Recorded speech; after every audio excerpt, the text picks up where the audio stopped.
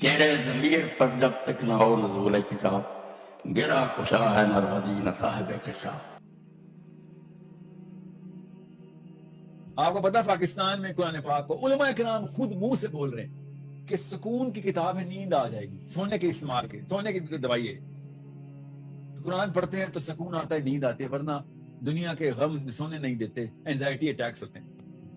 اور وہ آیتیں پتہ کیا پڑھے ہوتے ہیں سورہ انفال کی کہ جنگ کے دوران کیا واقعات ہوں گے، آپ نے مال غنیمت کیسے، آپ پڑھ کے اس کو پتہ ہی نہیں کیا پڑھے نا، وہ نیند کے لیے پڑھا۔ قرآن پاک نیند کی دوائی نہیں ہے، ہدایت کی دوائی ہے۔ صحابہ کو عربی اور اس نفسیات کا پتہ تھا کہ جس نفسیات کے بیچ میں قرآن اترا تھا نا، وہی ان لوگوں کی نفسیات ہی تھی نا، بیچ میں قرآن پاک اترا تھا، پوری طریقے سے سمجھ آ گیا تھا۔ اگر ایک آدمی عربی زبان کا ادب اور اس کا ذوق رکھتا ہو اور وہ قرآن کو پڑھے تو فی الواقع اس کی روح رقص کرنے لگتی ہے قرآن، کیونکہ اس کے اندر اس بلا کی تاثیر ہے، اس قدر زبردست کشش ہے اور اتنی پرزور اس کے اندر اسپرٹ بھری ہوئی ہے کہ آدمی کے لیے بعض اوقات ضبط کرنا مشکل ہو جاتا ہے، یا تو وہ رو پڑے اور یا وہ سچ پڑے۔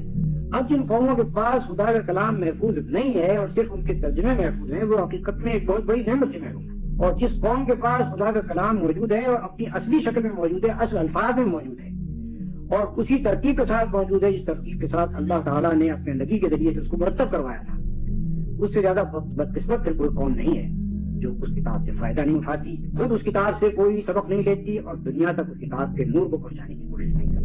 جتنے بدقسمت وہ لوگ ہیں جنہوں نے اصل کتاب الہی کو کھو دیا اور صرف ترجمے ان کے پاس رہ گئے، اس سے زیادہ بدقسمت وہ لوگ ہیں جن کے پاس اصل کتاب موجود ہے، وہ اس سے استفادہ نہیں کرتے اور دنیا تک اس کے نور کو پہنچاتے ہیں۔ ہمارا جو کام ہے وہ یہ ہے کہ خود اس کتاب کو سمجھیں، اس کتاب سے اپنی زندگی پر اس کا اثر پوری طرح سے قبول کریں، اس کتاب کے مطابق اپنی زندگی اٹھا لیں، اس کی روح کو اور اس کی اسپرٹ کو اپنے اندر جذب کریں اور اس کے بعد ساری دنیا تک اس کو پہنچائیں۔ یہ ہماری ریسپانسبلٹی ہے، ہماری ذمہ داری ہے۔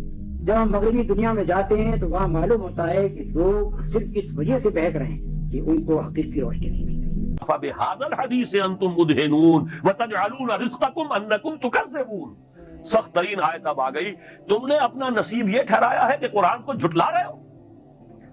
آپ کہیں گے یہ تو ہماری بات نہیں ہے، ہم نے تو جھٹلایا نہیں، قرآن کو تو ہم مانتے ہیں، اللہ کا کلام ہے، چومتے بھی ہیں اسے، اس کو بڑے اچھے جزدان میں رکھتے ہیں، اوپر رکھتے ہیں، گر جائے تو پھر یہ کہ اس کا صدقہ دیتے ہیں وغیرہ وغیرہ، ہم نے جھٹلایا تو نہیں۔ لیکن اصل میں ایک جھٹلانا ہے زبان سے، تکذیب قولی، ایک جھٹلانا ہے تکذیب فعلی یا تکذیب حالی۔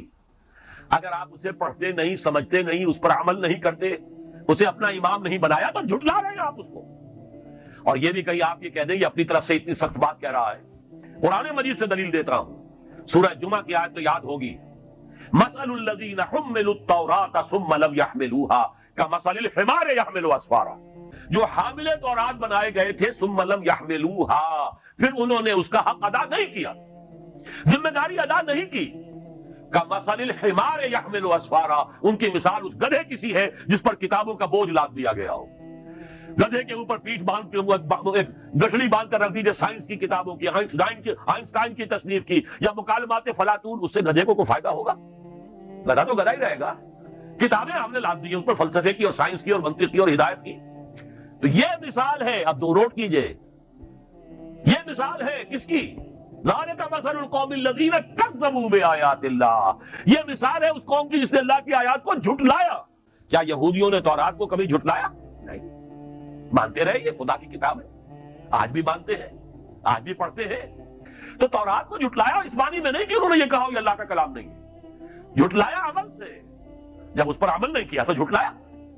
یہ ہے وہ تکذیب فعلی، تکذیب حالی جو آج مسلمان کر رہے ہیں۔ اے سارا جڑا سارے تے وبال آیا اور اسی تباہ ہویا نا، یہ صرف اس طرح یہ امت روایات میں کھو گئی، حقیقت خرافات میں کھو۔ ہر مولوی نے اپنے کو کئی گلاں کر لیا، اس نے قرآن چھڈ دتا میری اللہ دی اصل کتاب، نو انسان راہ پہ ہمیں آخری اخبار آندا رب نے لوں بعد دنیا دے پیغام بھیجنے بند کر کہ میں کچھ تانوں جو کہنا جنوں آخر تے کہہ دتا ہاں ملے رحمت اللہ محمد رسول اللہ صلی اللہ علیہ وسلم لے کے آ گئے خدا دی آخری کتاب۔ عالمہ نے کی کیتا؟ ممبر سے بہ گئے، واعظاں دستان دنوں افسانہ بند کہانیاں سنا رہا ہے۔ صوفی کا کیا ہے؟ صوفی ہے پشمینہ پوشو حال مست، انہوں دا لباس پہن لیا صوفی نے تے مست ہو گیا حال، اب شراب ہے نغمہ قوال سجنا ہے، انہاں قوالیاں کیتیاں اینو حال کر کے۔ جدوں اسلام زندہ سی اور مسلمان دنیا ترقی کر رہے، صرف قرآن آندا، کوئی اور کتاب نہیں سی، اینو پڑھدے سی، اینو سنتے۔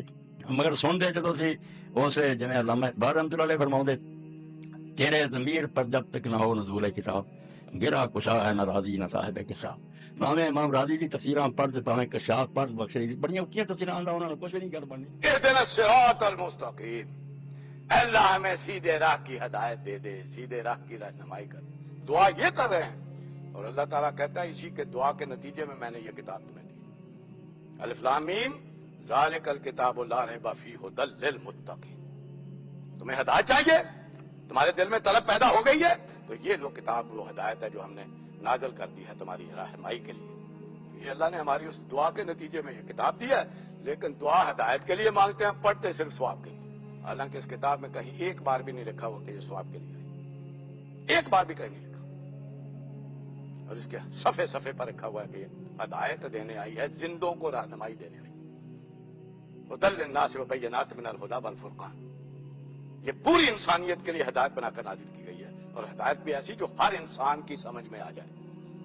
بینات من الھدی والفرقان، جو حق اور باطل کو علیحدہ علیحدہ کر دینے والی. یہ اللہ فرما رہا ہے جس نے اپنا کلام نازل کیا. لیکن ہم دعا وہ کرتے ہیں لیکن پڑھتے صرف برکت کے بغیر سوچے سمجھے. اللہ تعالیٰ اسی بندے کو وعدے سنا رہے ہیں کہ اٹھ کچھ کام کر، جنت سستی نہیں دوں گا. رات کو بیٹھا پورا دن ضائع کیا ہے، تہجد کی بعد تلاوت کر کے سکون آ رہا ہے، اور صرف اس کو نیند آ رہی ہوتی ہے. یہ آنٹی انکلوں نے ہمیں نیند کو سکون میں ٹرانسلیٹ کر کے کوئی اور کتاب کے ساتھ کر رہی ہے کھلواڑ، اللہ کی کتاب کے ساتھ کھلواڑ ہے. اللہ تعالیٰ جگا رہے ہیں، اٹھا رہے ہیں، جھنجھوڑ رہے ہیں، اور ہم سو رہے ہیں اور اسی کتاب پہ نام لگا رہے ہیں. جو مشکل کتاب آپ کو دوں گا، آپ کو پڑھ کے نیند آئے گی. یہ سائیکالوجی ہے ہماری کیمسٹری ہے. یہ زیادہ تر پروفیسر ثبوت ہے اس کا. یہ نشانیاں دو تو پوری وہاں پہ کیوں نہیں پوری ہوتی؟ وہاں پہ میڈم اٹھا کے رکھتی ہے، کس لیے بلائے تھے؟ خیانت کر اپنے باپ کے پیسے کے ساتھ، اپنے وقت کا ضیاع کر رہا ہے، تو اپنی پوٹینشیل ضائع کر رہا ہے، تو نااہل، تو نتھو ہے. جس بندے نے آپ کو یہ کہانی سنائی نا، اور اس کے بعد وہ آیتیں سناتے ہیں کہ اللہ تعالیٰ دل کا سکون قرآن پاک میں، ٹھیک ہے، وہ اس جری آدمی کا سکون ہے کہ میں صحیح راستے پہ ہوں. یہ مطلب اس آیت کہ آج میں مر جاؤں گا تو منکر نکیر عرض کریں گے، ارشاد نہیں کریں گے میرے آگے. اس کو یہ سکون ہے.